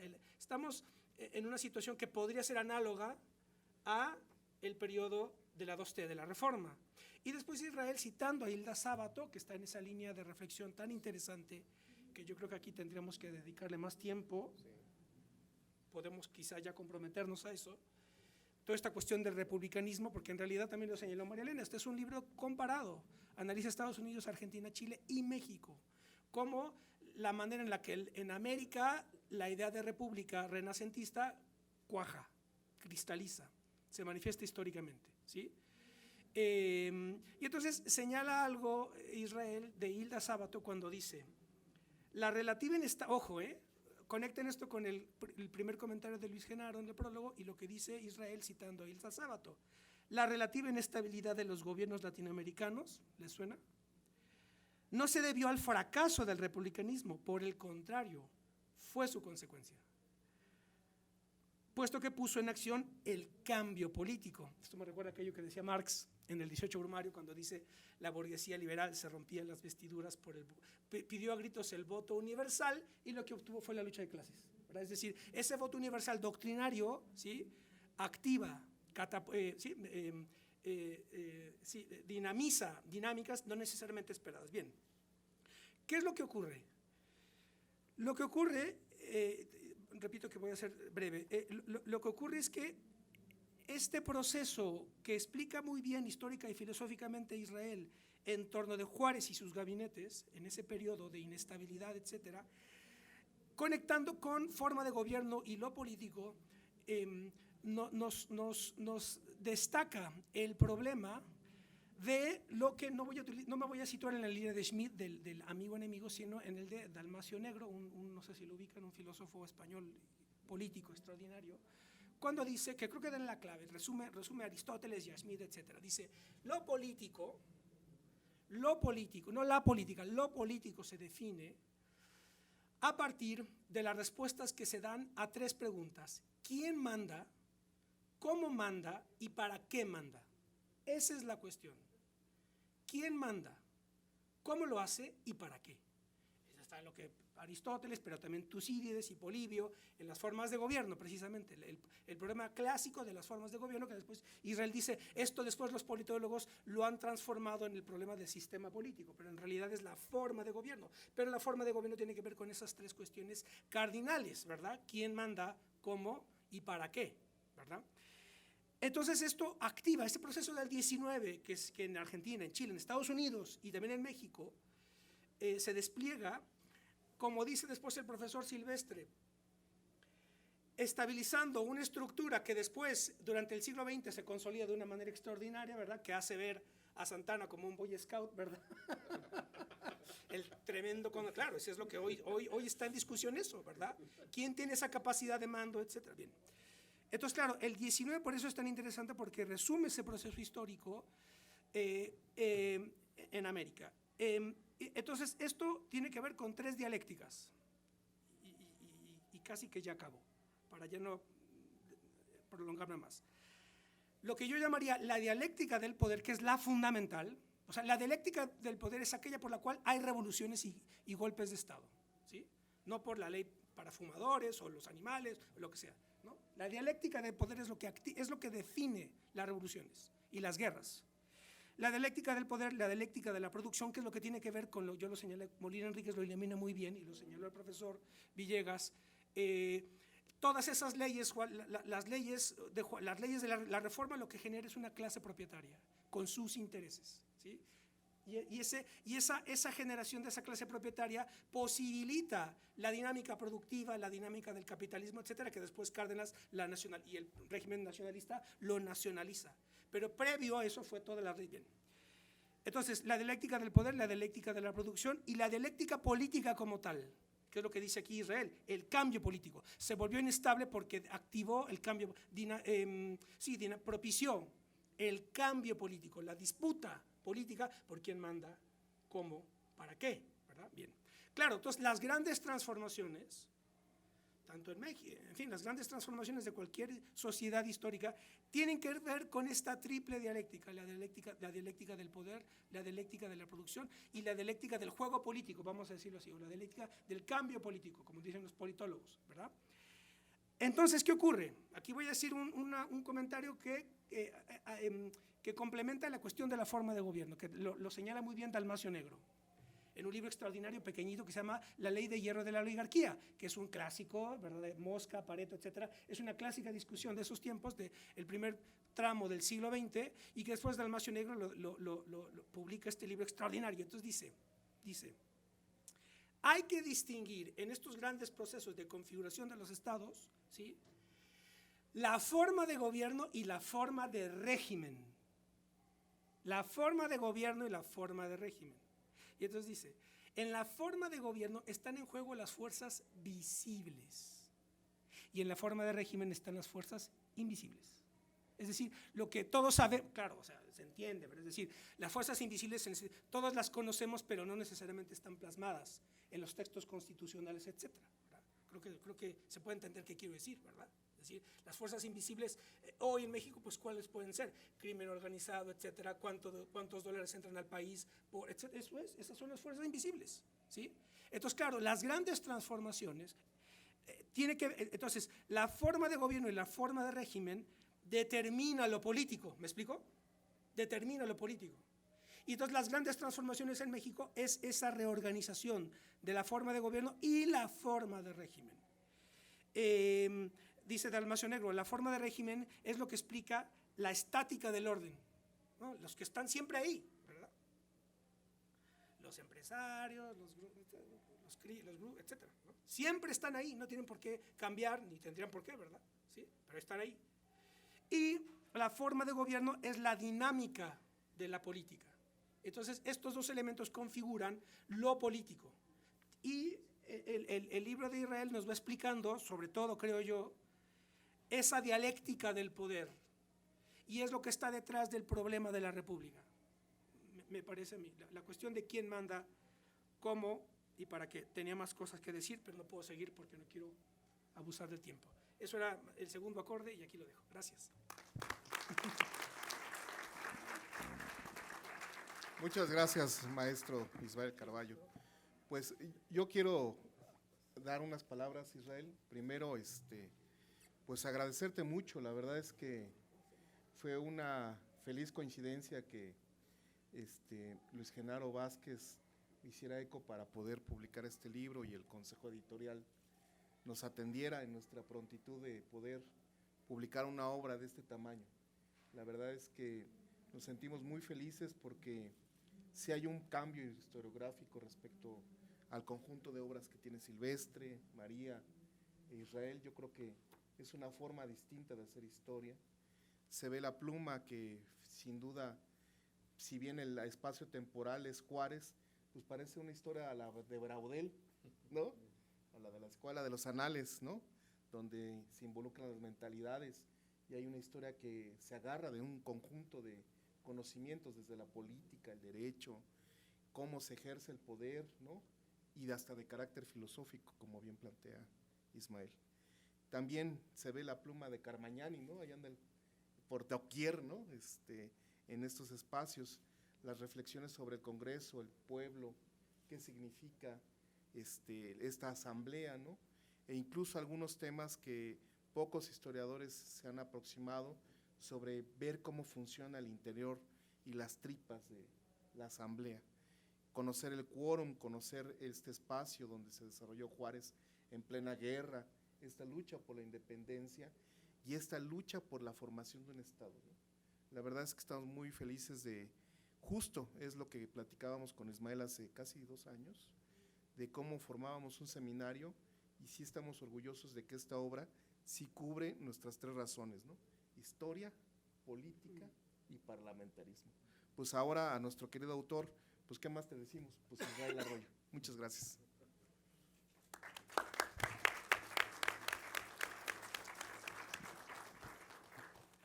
No, bueno, Ángel, ya sabes que estoy honrado que el Congreso haya sido mi casa. ¿Sí se escucha? ¿Sí? Sí se escucha. Que mi casa editorial haya sido el Congreso.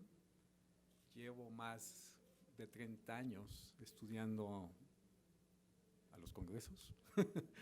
Entonces me honra mucho que este libro pues, haya sido publicado por el Congreso de la Unión, en particular aquí la Cámara de Diputados y desde luego pues la intervención de Ángel y de Luis Genaro que amablemente pensaron que esta obra valía la pena publicarla, ¿no? Voy a mis colegas y compañeros, agradezco mucho sus comentarios de Silvestre, de Ismael, de Luis Genaro y de Ángel. Creo que han dado un panorama amplio y una lectura específica sobre lo que les dio este libro, y se los agradezco mucho. Muchas de las cosas que ustedes han comentado daría para varios seminarios, es que no me voy a detener en ello. Les agradezco mucho sus comentarios, pero quizá sí quisiera abonar unas 4 o 5 ideas de por qué considero que deban leer este libro. Porque además hay que decir que hoy en día escribir un libro en la época de Juárez o sobre Juárez, lo más difícil es decir cosas nuevas, ¿no? Porque hay entre 600, 700 referencias distintas, ¿no? Ya sean artículos, libros, sobre Juárez. Ese es uno de los personajes de las épocas más estudiados. Entonces, el reto mayor para un historiador es decir cosas nuevas. Entonces, yo quisiera situarme, digamos, en esa perspectiva de por qué creo que hay cosas nuevas. Ya mis colegas y compañeros me han antecedido diciendo por qué puede haber cosas nuevas, pero bueno, quisiera anticipar algunas, ¿no? Creo que la primera de ellas es que no es una biografía de Juárez, sino es un libro sobre las formas de gobierno, como decía Misael, sobre todo el republicanismo, y sobre la división de los poderes públicos. Creo que sí es la primera vez que en una sola obra se abordan los 3 poderes públicos, y no solo se abordan por separado, sino tratar de rastrear cómo interactúan estos 3 poderes públicos. Quizá por eso que es un libro muy contemporáneo, ¿no? Porque todo el tiempo ahora estamos viendo que eso sucede, ¿no? En el México de hoy en día, ¿no? Entonces, ese es, digamos, yo mismo, este libro está conectado con la arquitectura, mi viejo libro de 2011, pero también con un artículo que publiqué en 2007 sobre los gobiernos divididos. Sin embargo, yo mismo había soslayado al Poder Judicial o la Suprema Corte de Justicia. En realidad había abordado al Poder Ejecutivo y al Poder Legislativo. Entonces, para mí mismo fue un reto tratar de ver cómo interactuaban estos 3 poderes públicos. Entonces, esa es una primera idea. La segunda es que los mexicanos nos gusta darnos golpes de pecho y decir, como México, pues no hay 2. No, bueno, me parece que 1857 es un momento de ruptura y de cambios fundamentales, pero estos mismos cambios están ocurriendo en otros países de América Latina, ¿no? Y también hay una historia de comparación con Estados Unidos, y este libro, digamos, sobre todo el primer capítulo, pues aborda esa idea de que no hay que creernos que todo es original. Sin embargo, también el libro dice por qué y en qué cosas sí somos originales. Y bueno, pues es parte de la idea del libro. El tercer asunto es algo que les va a sonar pues muy del presente. Yo creo que esta época es el origen del sistema presidencial, que yo llamo republicanismo porque así se le llamaba en la época, y que los politólogos actualmente han bautizado como sistema presidencial. No la Constitución del 24, no la del 36, no la de los años 40, sino la del 57, es, digamos, como el epicentro. Entonces, para mí es que tenemos 150 años, un poco más, de sistema presidencial. No de presidencialismo, que esa es la idea de Carpizo, ¿no?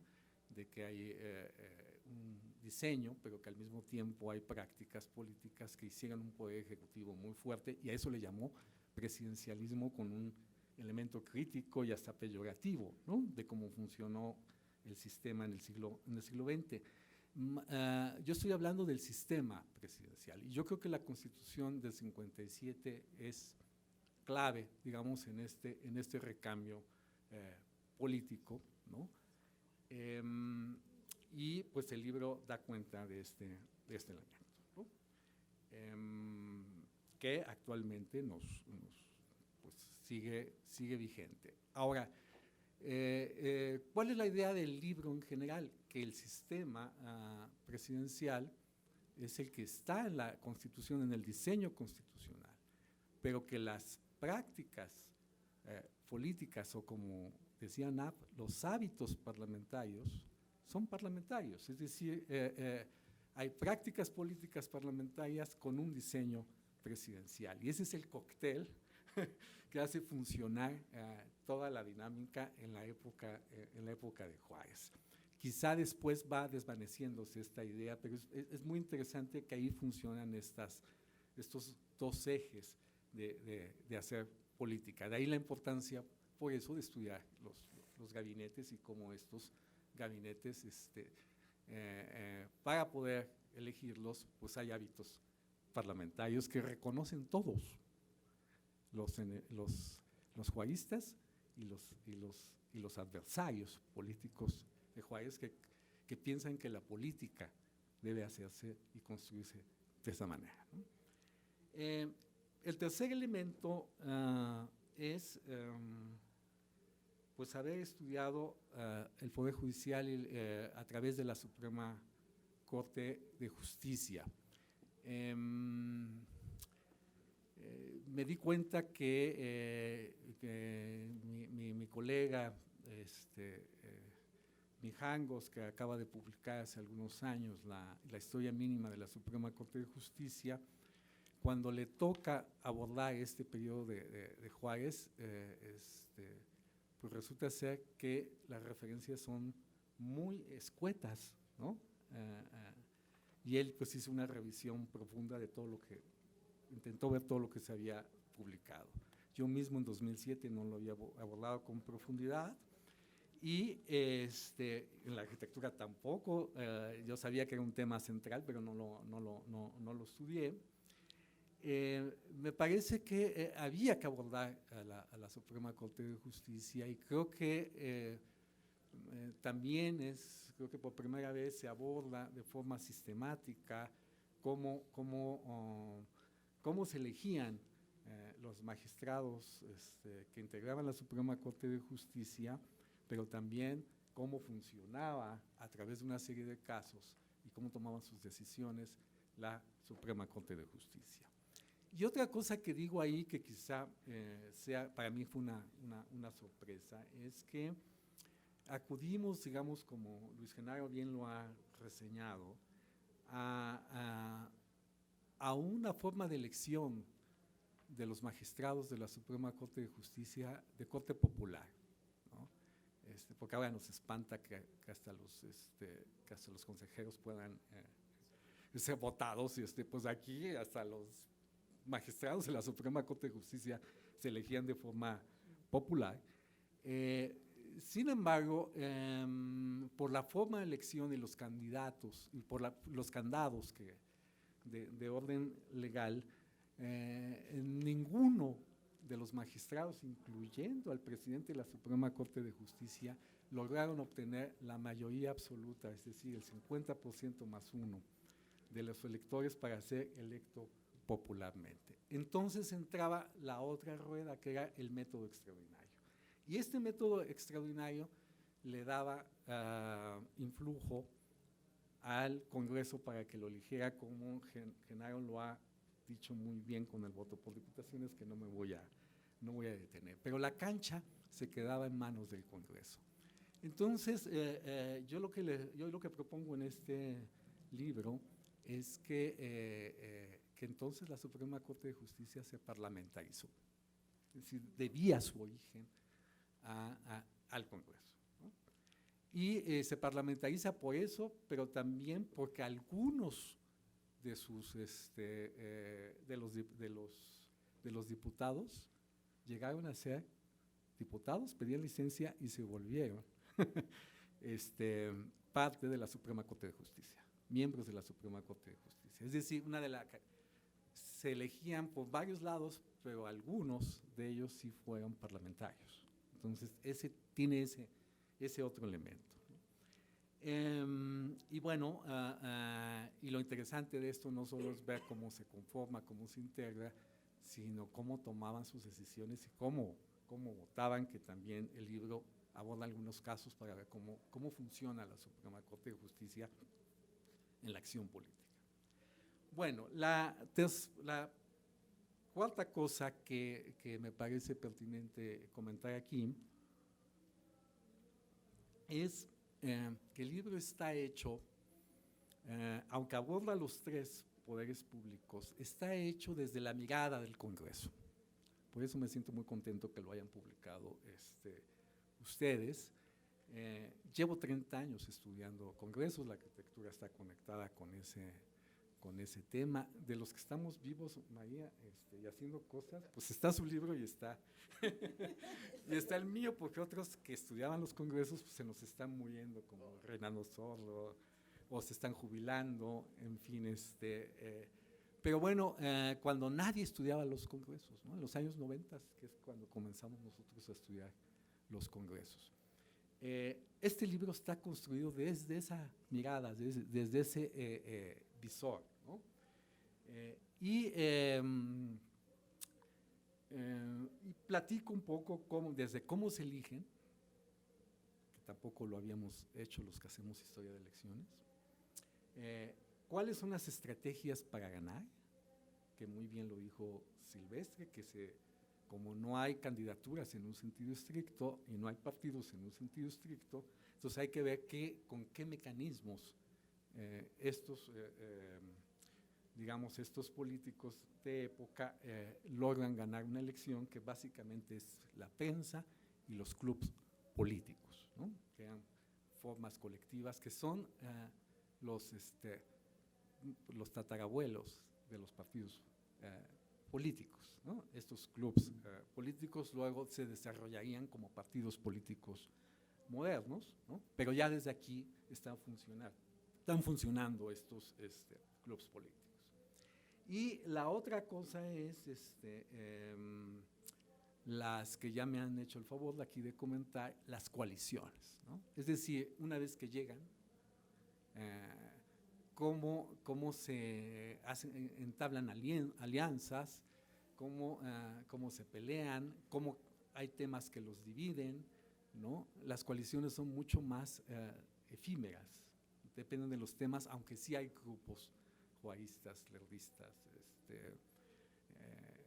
porfiristas, que están funcionando, pero hay que ver realmente cómo se van moviendo estas distintas coaliciones que pues estuvieron muy vivas en esta época de Juárez. Y la otra cosa que siempre, yo doy clases en un posgrado de ciencias políticas, generalmente casi no tengo alumnos historiadores, sino tengo politólogos y mis colegas son politólogos. Entonces soy un historiador que siempre quiero estar en el presente, ¿no? No solo porque es casi imposible no estarlo, o es imposible no estarlo, sino de forma deliberada está pensando el presente. Y creo que este libro ayuda a entender que estas cosas que nosotros estamos viviendo actualmente, de un escenario de gobiernos divididos, no es una época enteramente nueva, sino que la época de Juárez era el pan de cada día. Y si tuviesen la curiosidad de estudiar la arquitectura, pues verían que hay una intensidad a veces hasta mayor en la primera mitad del siglo XIX, ¿no? Entonces tenemos una larga tradición de gobiernos divididos o de contrapesos políticos, que no nos debe asombrar que eso esté ocurriendo hoy en día, para fortuna, digamos, de estas épocas. Por eso es que yo no puedo coincidir con la idea de que hay un autoritarismo, una dictadura. Yo veo lo que todos los días veo, pues es una disputa tremenda y natural entre tres poderes públicos que están interactuando una y otra vez. Bueno, pues por todas esas cosas, pues ya no quiero, ha sido larga la sesión, no quiero detenerme más, pero bueno, me siento muy honrado porque me hayan publicado este libro y que lo estemos presentando aquí con ustedes. Muchas gracias.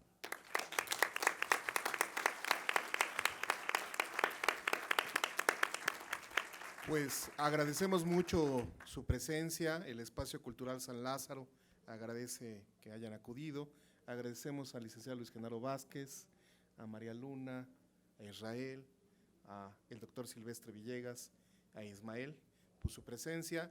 Este libro ya estará en unos días en su forma digital a través de la Biblioteca del Congreso y también hemos traído algunos ejemplares. Es muy complicado pensar cómo entregar los ejemplares, no tenemos una idea muy clara, ¿no?, de cómo poder procesarlos.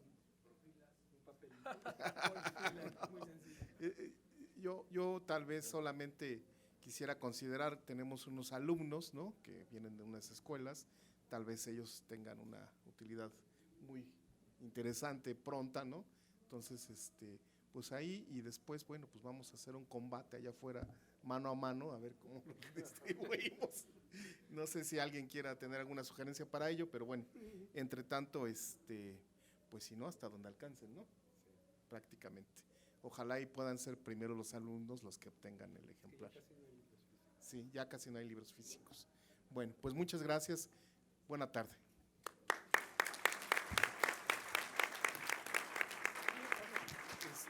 Le quiero pedir a nuestros directores que nos acompañan, si se pueden bajar un poquito para que nos tomemos una foto.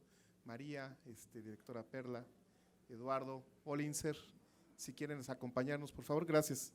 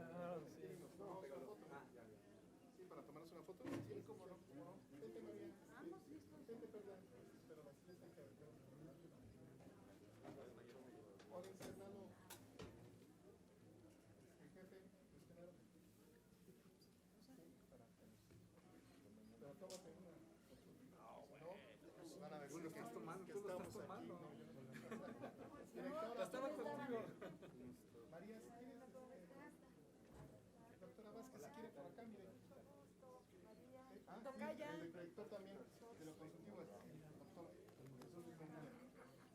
Gracias.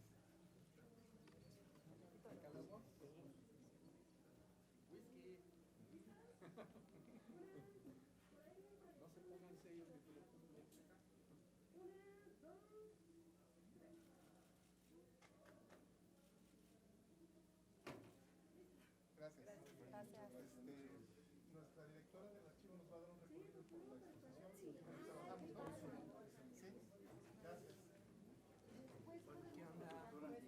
Muy bien, ¿Sí? Excelente. Ella es la directora de la biblioteca. Sí, Silvestre Villegas. Muchas gracias. Bueno, y me faltó comentar de un alumno de su escuela que es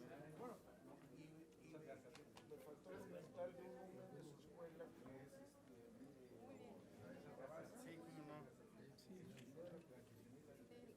Maestra. Hola, ¿qué tal? ¿Qué tal? Sí, excelente. Muy bien. Muy potente. Sí, es que lo que dije al principio, que el libro no hace, el título no hace justicia al contenido. Suena así como muy, ¿cuál es eso? Es una cuestión como filosófica. Hablamos de él. ¿Sí? Desde Ah, perfecto, sí. Hicimos una invitación y una presentación entre los libros que están en Que está en la biblioteca.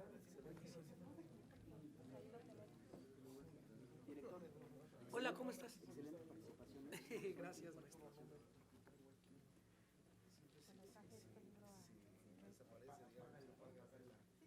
Sí, claro, en tapa dura, de hecho.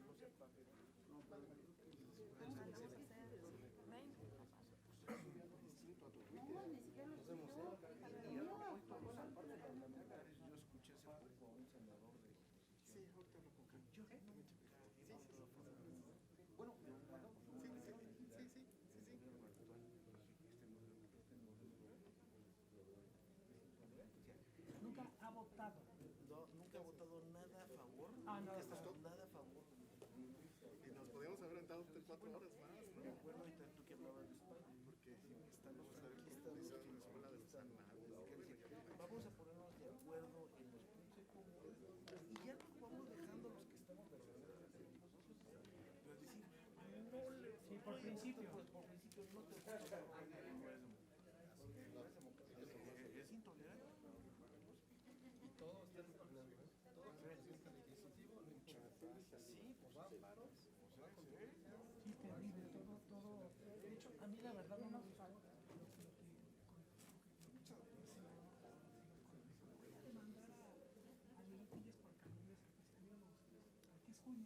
Todo lo judío. Si el Senado es para eso, es para ofenderse. Mira, yo fui asesor ¿No? parlamentario. La tribuna es para retóricamente resolver el asunto. Yo fui asesor parlamentario. Sí, cuando se presentaba la parte legislativa, hay una parte, digamos, de los senadores, diputados, 20 personas estaban en poder. Cuando se presentaban esos documentos, decían, hay que votar. ¿Por qué razón? Porque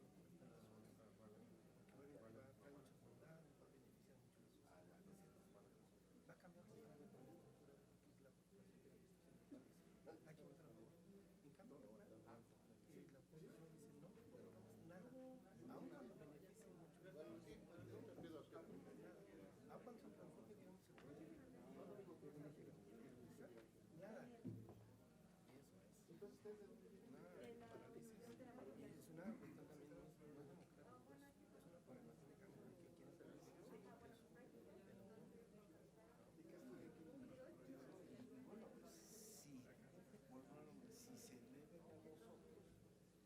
nosotros, finalmente la acción de cualquier gobierno, bueno, si hay alguna medida que se debe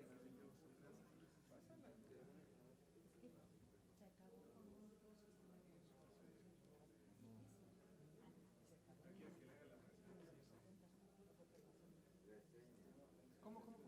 Se acabó con esa forma de invisible, ¿verdad? De conciliación. Es verdad. Qué buen punto. Eso es lo que te Ahí se resolvía.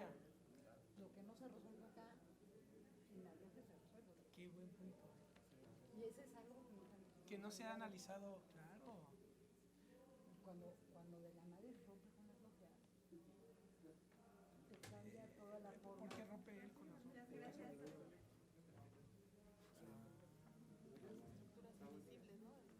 Pero Salinas sí era. No, ya para qué. Ya no lo. Qué buen punto, ¿eh? Qué buen punto. Sí, ese es el punto. La masonería filtraba esos conceptos que no. Tienes una serie de organizaciones de las logias, Sí.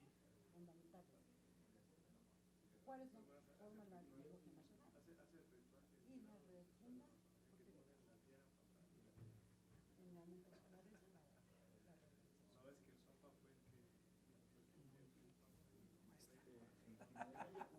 Nos falta leerle por el otro lado. Déjate presento a María Luna y al doctor Silvestre Villegas. Este hombre es doctor, pero también es un buen investigador aquí de los centros de estudios y tiene un montón de conocimientos de la vida práctica aquí adentro de las tripas del Congreso. Jesús Rosmurilla, él es Silvestre Villegas. Ya tuvimos el honor y María. igualmente, nuevamente, muchas gracias. Bueno, ella es un muy buen hombre también.